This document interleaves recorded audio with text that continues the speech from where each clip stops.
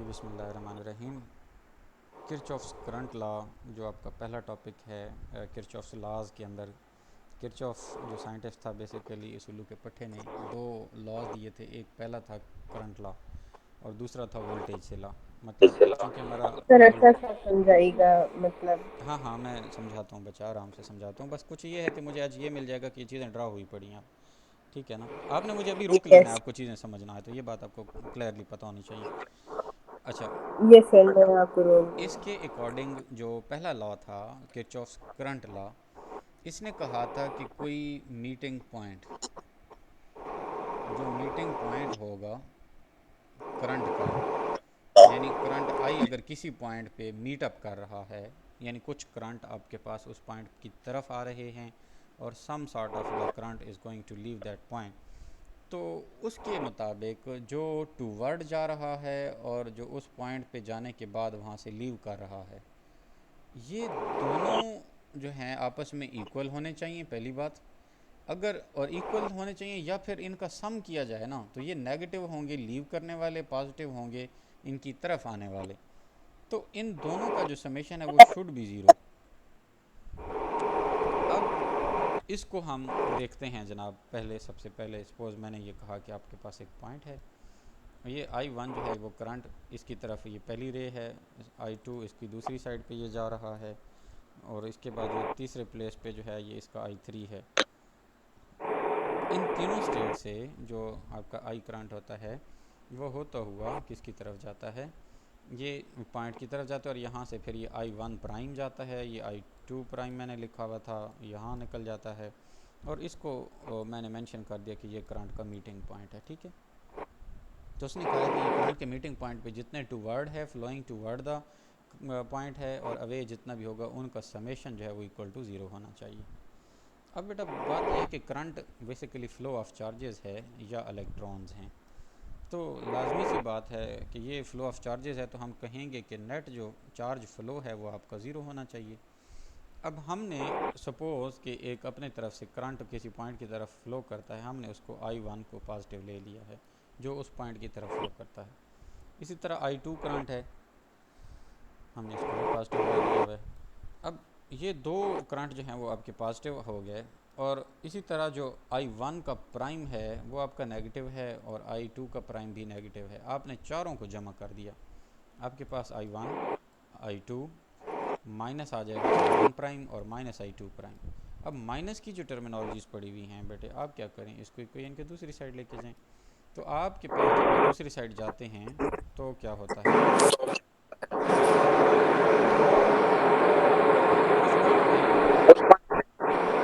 ये क्या करते हैं आपके पास कि जो मतलब I1 है प्लस I2 है, इन दोनों का समेशन जो वर्ड फ्लोइंग कर रहा होता है toward that point is equal to the I1 prime plus I2 prime जो कि अवे फ्रॉम दैट पॉइंट होता है। ये पहला लॉ था किरचॉफ्स का, जिसको आप करंट लॉ भी कहते हैं। इसके अलावा किरचॉफ्स का एक और लॉ आया जिसको आप कहते हैं KVL, किरचॉफ्स वोल्टेज लॉ। तो KVL जो है ये KCL से ही मिलता जुलता है बेसिकली, लेकिन इसमें कुछ पॉइंट्स जो डिफरेंस करने वाले हैं वो ये हैं। इसने कहा था कि कुछ जगह पे आपको एनर्जी लगानी पड़ेगी और कुछ जगह पे आपको एनर्जी प्रोडक्शन के फॉर्म में मिल रही होगी जब आप एक क्लोज सर्किट को डिस्कस करते हैं। इसने कहा कि नॉर्मल जो आपके क्लोज सर्किट होते हैं बेटे उनके ऊपर हम एनर्जी के सोर्सेज लगाते हैं। वो एक एनर्जी का सोर्स E1 है और एक और एनर्जी का सोर्स E2 है। हमने यहाँ पे दो लगा दिए, एक लगा के भी काम चल सकता है, कोई इशू नहीं। यानी more than one source of energy या वोल्टेज हों तो वो आपने इस तरह लगा लिए। फिर उसने कहा कि अगर उसके अंदर रेजिस्टेंसेस भी हों, वन R1 है और ये अगर आप देखें तो R2 है, तो ये भी मतलब एक तरह से सिस्टमेटिक वे बना होता है। अब ये क्लोज सर्किट की जब हम बात करते हैं बेटे तो उस टाइम पे ये है सपोज कि यहाँ पे दो कन्वेंशंस होती हैं, either you are going to discuss about the electronic current और you are going to visualise the current that is conventional in nature. Conventional current हम पॉजिटिव से नेगेटिव की तरफ लेके जाते हैं, ठीक है। और जो आपका ये वाला करंट होता है ना, सुबह क्या नाम है इसका, इलेक्ट्रॉन वाला, इलेक्ट्रॉनिक करंट वाला। तो ये जो इलेक्ट्रॉनिक करंट वाला है तो ये हमेशा नेगेटिव से पॉजिटिव की तरफ फ्लो करता है। अच्छा, मैं थोड़ी देर के लिए इलेक्ट्रॉनिक करंट की ही बात करूँ, नेगेटिव से पॉजिटिव की तरफ फ्लो कर रहा है, तो यहाँ पे ई पॉजिटिव होगा, E1, तो मैंने इसको E1 को ये लिख लिया। अब कन्वेंशनल करंट जो है वो जोन सी भी कन्वेंशनल करंट की जो है ना, वो आप कन्वेंशनल लें या इलेक्ट्रॉनिक लें, जोन से भी करंट ले लें, आपके पास रेजिस्टेंस जो R1 है या कोई भी रेजिस्टेंस है उसके अकॉर्डिंगली करंट जो है हमेशा वोल्टेज डिसेसिपेट होंगे। मतलब ये रेजिस्टेंस है तो करंट कुछ डिसेसिपेट होगा, आपके पास ओवरऑल वोल्टेज V जो है वो डिसेसिपेट हो रहा होगा। तो यहाँ पे भी ऐसा ही होता है कि R1 जो है उसमें से जो इस पूरे लूप के अंदर जो करंट फ्लो कर रहा है वो आपका है I1 या I सिंपली आप कह दें। तो बेटा ये जो I है और R1 है ये आपके वो वोल्टेज ड्रॉप हैं जो अक्रॉस द रेजिस्टेंस 1 के हुए हैं, और आपने इसको माइनस का साइन में लिख लेना है। अच्छा, क्यों? क्योंकि यहाँ पे वोल्टेज ड्रॉप हो रहे हैं। इसके बाद P2 की बात करते हैं, सॉरी जो है आपके पास जो अगला सेल है हम उसकी अगर बात करते हैं तो E2 के केस में यहाँ पे जो है वो नेगेटिव से पॉजिटिव, पॉजिटिव यानी हमने प्लस लिया था ना, यानी इस को हमने प्लस में काउंट किया था जो नेगेटिव से पॉजिटिव जा रहा है। तो पॉजिटिव से नेगेटिव की तरफ जब वो आएगा तो बेटे वो जो है आपके पास वोल्टेज ड्रॉप आउट करेगा। उसूली तौर पर अगर मैं आपको बात बताऊं तो हमें E1 को नेगेटिव लेना चाहिए और इसको पॉजिटिव लेना चाहिए, लेकिन कोई बात नहीं, अगर दोनों भी लें तो हमारा दोनों का सिंबल डिफरेंट होना चाहिए, यानी एक उसको फ्लो कर रहा है और दूसरा जो है ना वोल्टेज उसको ड्रॉप डाउन कर रहा है। इसी तरह बेटे जो R2 है वो जब I यानी इसमें से गुजरेगा तो उस टाइम पे ये वोल्टेज फिर से ड्रॉप करेगा, I और IR2 जो है ये आपके पास वोल्टेज हो जाएंगे, और फिर यूं आपके पास जो है वो सोल्यूशन काफ़ी हद तक एक जो है वो टिकाने लग जाएगा। इसके बाद अगर हम देखें तो E1 और माइनस E2 है is equal to IR1 plus IR2 है, जो माइनस की टर्मिनोलॉजीज थी हमने उसको राइट साइड पे ले लिया, और फिर ओवरऑल क्या है summation E is equal to summation IR की इक्वल आ जाता है। ये हमारा वोल्टेज का लॉ था, यानी sum of the voltage that are going to provide the energy must be equivalent to the sum of voltage drop that has been dropped by the system or the circuit। यहाँ तक clear हो गया? 79 page पे हमारा जो topic है वो है आपके पास व्हीटस्टोन ब्रिज। ये मोहतरम व्हीट साहब जो थे, व्हीटस्टोन साहब, उन्होंने एक ब्रिज बना दिया था और इलेक्ट्रॉनिकली यानी कि वो ऑपरेट करने वाला ब्रिज था, तो हम उसको आज जो है हतमी शक्ल में पढ़ेंगे। तो इसने क्या किया था जी, इसके पास एक बैटरी थी और उसने ये दो पॉइंट्स ले लिए। इस बैटरी का एक टर्मिनल पॉजिटिव एक टर्मिनल नेगेटिव था, और इसके साथ उसने कहीं पे कोई की स्विच लगा लो, मर्जी है इस साइड पे इस जगह पर, नहीं तो खैर है, बस आप यूँ समझ लो कि यहाँ पे कोई स्विच था। अब बेटा यहाँ पे एक पॉइंट A है इधर इस पॉइंट पे, और एक पॉइंट इधर होता है जिसको उसने C का नाम दिया। उसने यहाँ पे दो लाइंस ड्रॉ करवाई यूँ, इसको आप उसने जो है वो B का नाम दिया, इस पॉइंट को C के बाद इस पॉइंट को B का नाम दिया। उसने B और D के बीच में क्या किया, गैल्वानोमीटर लगा दिया। उससे पहले कि वो गैल्वानोमीटर और हम इस सारी डिटेल में जाएं, उसने ये जो चार लेंथ लगाई ना AB, इसके ऊपर एक रेजिस्टेंस लगी थी, और इसी तरह BC के ऊपर भी एक रेजिस्टेंस R लगी थी। इसी तरह आपके पास एक रेजिस्टेंस AD की इक्वल भी थी लगी हुई, और एक X की इक्वल लगी। इसको उसने X का नाम दिया, इसको P का नाम दिया, इस रेजिस्टेंस को Q का नाम दिया, और इसको जो है उसने R का नाम दिया, और ऊपर एक एरो भी नज़र आ रहा है आपको अगर आप देखते हैं तो। अब ज़रा मैं लूप की बात करूं बेटा, यहाँ पे किरचॉफ का बेसिकली लॉ लगना है। व्हीटस्टोन ने ऐसा सिस्टम बनाया जिस पे किरचॉफ का लॉ लगता था। तो इस सिस्टमेटिक पाथवे पे अगर आप देखें तो सबसे पहले आपका करंट यहाँ से फ़्लो करना शुरू करेगा, इधर जाएगा, इधर उसको दो रास्ते मिलेंगे, एक toward that of B point और एक toward that of the D point. Yes. अच्छा, अब यहाँ पे मैं कहूँ कि B पॉइंट पे जाने के बाद इसको फिर दो रास्ते मिलेंगे, एक नीचे की तरफ, ठीक है, और एक इधर C पॉइंट की तरफ। अब यहाँ पे इधर नीचे वाला जो करंट आ रहा था, इसको डी पॉइंट पे पहुंचने के बाद दो रास्ते मिलेंगे, एक इसकी तरफ और एक ऊपर की तरफ। यस। अच्छा, जब सी पॉइंट पे करंट पहुंचेगा तो ये सी करंट से इधर से ये भी और ये मोहतरम साहब इधर से भी घूम के ये दोबारा सर्किट में चल लेंगे। यहाँ तक करंट का पैसेज वे समझ आ गया आपको? मैं इस चीज़ को दोबारा से रिपीट कर रहा हूँ just for your deep understanding. अब ये ना हो मेरे पास बैठे होते तो बच्चे मैंने एक लगानी भी थी, ठीक है? तो जो बैठना है आपने, देखो हमारे पास है जी, मैं इसको ज़रा पेंसिल चेंज कर लेता हूँ ताकि आपको पता भी लगे, हाँ ये ठीक है। देखिए यार, मैंने कहा आपके पास एक बैटरी है, ये वाली आपने ले ली, मैं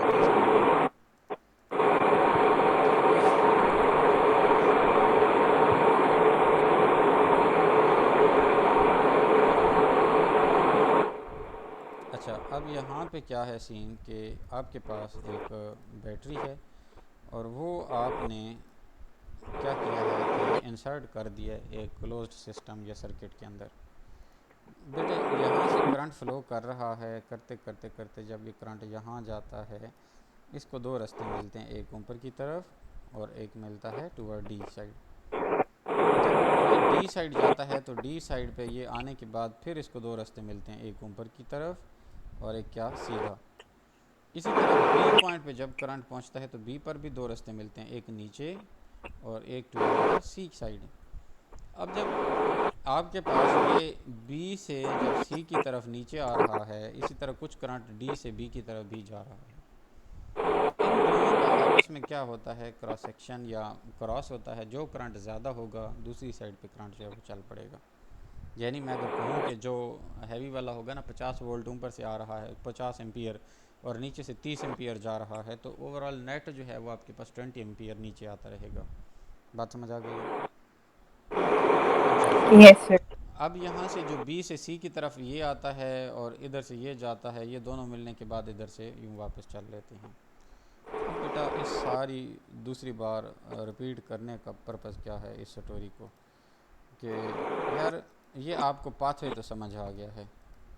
अगर मैं यहाँ पे आपको जो है इसके बारे में ये बताऊँ कि हमने इसको पूरे इस प्रोसेस को कितने लूप्स में डिवाइड किया हुआ है, तो यहाँ पे सबसे जो पहला है वो आपके पास वो इधर से शुरू होता है, यूँ होता हुआ यूँ होता हुआ एक लूप ये है नीचे की तरफ।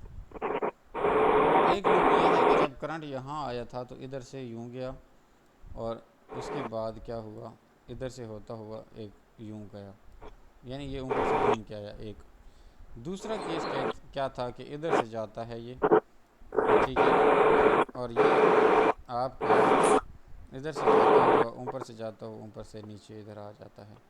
मैं अगर इस वाले को जो है ना थोड़ा सा रीड्रॉ करूँ तो मैं ज़रा इसको यूँ ऐसे कहता हूँ बेटा कि सब ए पॉइंट से पहले इधर आया डी की तरफ और डी से ऊपर गया और फिर यूँ आया। सही हो गया? अब आपके पास मैंने सिर्फ इन जगहों पे करंट की कोई ज़्यादा डायरेक्शनों की बात नहीं की, मैंने बस आपको ये बताया है कि ये सिस्टम कैसे वर्क कर सकता है। अब बेटे इसके अंदर 4 रेजिस्टेंस लगी हुई हैं, एक आपके पास ऊपर पी रेजिस्टेंस है और दूसरी क्यू रेजिस्टेंस है। इसी तरह एक नीचे आर रेजिस्टेंस लगी हुई है और इधर यहाँ पे जो है वो अननोन थी, इसको हम एक्स कह देते हैं। यहाँ पे पी और क्यू रेजिस्टेंस जो हैं ये आपकी नॉन होती हैं, तो इसको मैं क्या लिखता हूँ, ये नॉन है आपके पास। अब ये जो नॉन रेजिस्टेंसेज हैं, तो इससे आप अननोन की कैसे फाइंड आउट करते हैं, क्वेश्चन ये था हमारा। बेसिकली व्हीटस्टोन ब्रिज है अननोन रेजिस्टेंस फाइंड करने के लिए ना यूज़ हो रहा है। तो ये जो x है ना, ये अननोन होती है आपकी, ये जो नोन है x अननोन है, और जो r है इसके ऊपर एरो बना हुआ है, इसका मतलब क्या है, इसकी रेजिस्टेंस जो है वो सिचुएशनल बेस्ड है जिसमें वेरिएशंस आ सकती हैं। अब जब आप ये सारा कर लेंगे बेटे, तो अब हमारे पास आ जाते हैं वो तरीक़ाकार जिसके ज़रिए से हम वोल्टेज को कैलकुलेशंस वो शुरू करते हैं। अब यहाँ पे आपको पता होना चाहिए कि हमने ये डिस्कस किया था बेटा कि जहाँ जहाँ रेजिस्टेंस होगी वहाँ पे आपका वोल्टेज का ड्रॉप होगा, और जहाँ जहाँ आपके पास जो है वो रेजिस्टेंस नहीं होगी, मतलब यानी कि सोर्स ऑफ वोल्टेज होगा, तो वहाँ पोटेंशियल गेन हो सकता है।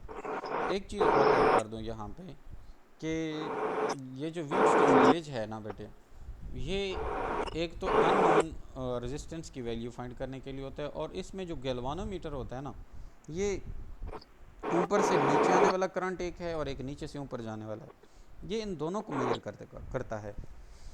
और ये करंट जो है, इनको मेजर करने के बाद जो नेट रिजल्ट होगा वो गैल्वानोमीटर के ऊपर शो कराता है। गैल्वानोमीटर अगर आपकी वैल्यू दे रहा है 3 मिली एम्पियर की, तो इसका मतलब 3 मिली एम्पियर भाई कहीं ना कहीं से इस रास्ते से गुजर रहा है। अब क्या होता है कि हम किसी तरह गैल्वानोमीटर की डिफ्लेक्शन को, जो टकराव है उसकी सुई को हम ज़ीरो करना चाहते हैं, यानी बी से डी की तरफ इस रास्ते पे कोई आमदोरफ्त ना हो, जो कुछ भी हो वो आपका बी सी डी ए तक होना चाहिए और बारों बार से। बात समझ आ गई? अब यहाँ पे जो P और Q है ना, ये दोनों रेजिस्टेंसेस कांस्टेंट हैं, परमानेंट हैं। अब बेटा होता क्या है कि जब वो ब्रिज आपका करंट फ्लो करता है इस सिस्टम के अंदर या इस सर्किट के अंदर, तो आपके पास जो P रेजिस्टेंस है, P रेजिस्टेंस की जो रेशो Q के साथ होती है, वो बुक वाला लिखता है कि वही रेजिस्टेंस वेरिएबल की X के साथ होती है। यानी P और Q को आपस में वो कह रहा है और R और X को आपस में कह रहा है। बात समझ आ गई? और ये बाकायदा तौर पर इक्वेशनों को मल्टीप्लाई करने से ही सॉल्यूशन आता है।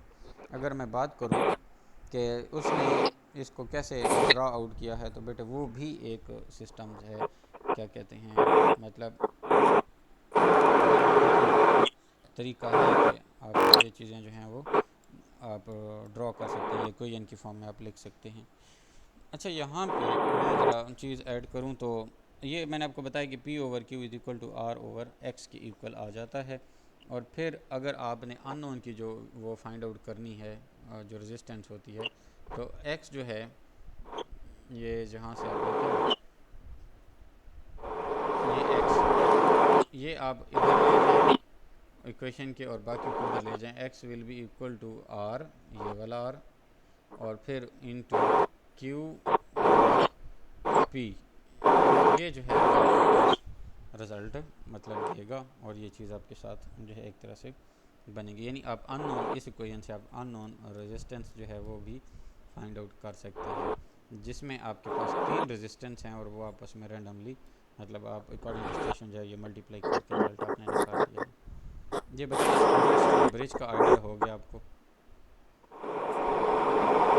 Yes sir. नूर, ये इतना सा क्वेश्चन पेपर में ये लिखना है, कहानियाँ 2 या 3 स्टेप्स के अंदर आपकी जो है वो डेरिवेशन है। अगर आप बुक के ऊपर आए ना, थोड़ा सा मैं बुक को भी आपको कंसल्ट करवा दूँ, यहाँ पे उसने कुछ चीज़ें लिख रखी हैं, मेंशन कर रखी हैं, वो क्या हैं ज़रा देख लेते हैं। बेटे आपको सबसे पहले तो ये पता होना चाहिए कि आप का जो क्या कहते हैं, मैं इसकी वर्किंग आपको बता दूं रीड आउट करके, या हो जाएगा काम? पहले ये बताओ मुझे, जितना कुछ हो जाए बेहतर है, पका पकाया मिल जाए। हाँ, बेहतर तो है। चलें हम शुरू करते हैं। जो 12.15 फिगर है ना, उसके बिल्कुल पैरेलल प्लेस पे जो जगह पड़ी है कि the value of resistance R is varied until the galvanometer show zero deflection. ये किस वैल्यू आर की बात कर रहा है बेटा?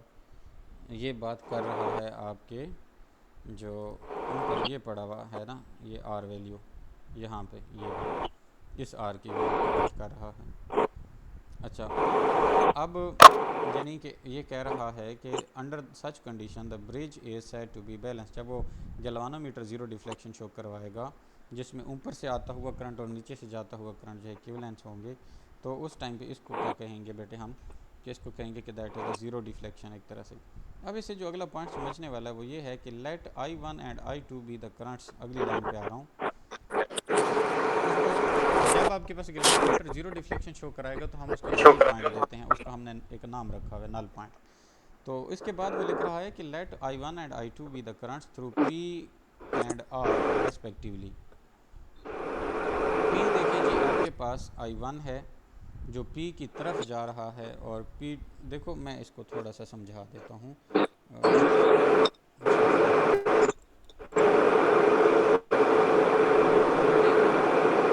इस चीज़ को देखो, यहाँ पे रेजिस्टेंस है, ये P है, P की तरफ जो करंट जा रहा है उसने इसको I1 का नाम दिया है। है ये नीचे की तरफ आ रहा है, इसको उसने I2 का नाम दिया है जो इधर आ रहा है। मैंने कहा था ना ए पॉइंट पे उधर से दो जगहों पे रास्ते मिलेंगे, उसके ऊपर जाएगा कि नीचे, ऊपर वाले को I1, नीचे वाले को I2। अब नीचे से I2 जो है ये ऊपर जाएगा, यहाँ से जब जाएगा तो आधा इधर भी जाएगा I2, और I1 है वो नीचे आएगा इधर से। तो I1 माइनस I2 जो है ये टाकरा होने वाला है आपके पास, या उन दोनों का। तो इसलिए लिखा है कि let I1 and I2 be the currents through the P and R। तो इसके बाद when the bridge is balance, जब ब्रिज बैलेंस हो जाता है तो उस टाइम पे आपके पास जो करंट होता है ना वो थ्रू गैल्वेनोमीटर जो है वो आपके पास ज़ीरो होता है, मतलब गैल्वेनोमीटर शो नहीं करवा रहा होता। The current in the Q and X are also I1 and I2। अगर आप Q को देखें और X को, X तो है इधर एक, इधर वाली, और ये Q था, तो इसके अंदर इन दोनों रेजिस्टेंस को भी, यानी एक इस लूप को अगर आप देखते हो या आप इस लूप को देखते हो, इन दोनों के अंदर I1 और I2 फ्लो कर रहा है। देखो ना, ये यहाँ पे P में से I1 जा रहा है, I1 को यहाँ से इधर नीचे भी रास्ता मिल सकता है और इधर मिल सकता है, बिल्कुल इसी तरह जैसे A जो है वो नीचे आ रहा है और इसी तरह A यहाँ से आगे की तरफ भी जा सकता है, सॉरी A से आने वाला मतलब I2। तो इसके बाद क्या कहते हैं, since the no current through the galvanometer, जब गैल्वेनोमीटर से करंट नहीं होगा वो ज़ीरो हो जाएगा। अब बेटे हम ज़रा आते हैं नीचे इक्वेशंस की तरफ, जहाँ पे लिखा है कि also voltage drop from B to C and D to C must be equal. अब B किधर है, ये है B पॉइंट, और C किधर है, ये वाला पॉइंट है। अब वो कह रहा है कि जो वोल्टेज ड्रॉप B से C की तरफ होते हैं या फिर आप D से C पॉइंट की तरफ होते हैं वापसी की तरफ, तो ये इक्वल होने चाहिए। तो I1 जो आपका P पॉइंट से गुजर रहा था, I1 ये वाली, मतलब I1 इसके साथ वाला, और I2R, I2 से मुराद आपके पास यहाँ वाला करंट और ये R रेजिस्टेंस, ये थी I2R, ये दोनों इक्वल होने चाहिए। इसका मतलब ये I1 जो है ये वाला जिस साइड पे जा रहा है और इधर भी डिसिसिपेट होने वाले दोनों आपके पास बराबर होने चाहिए।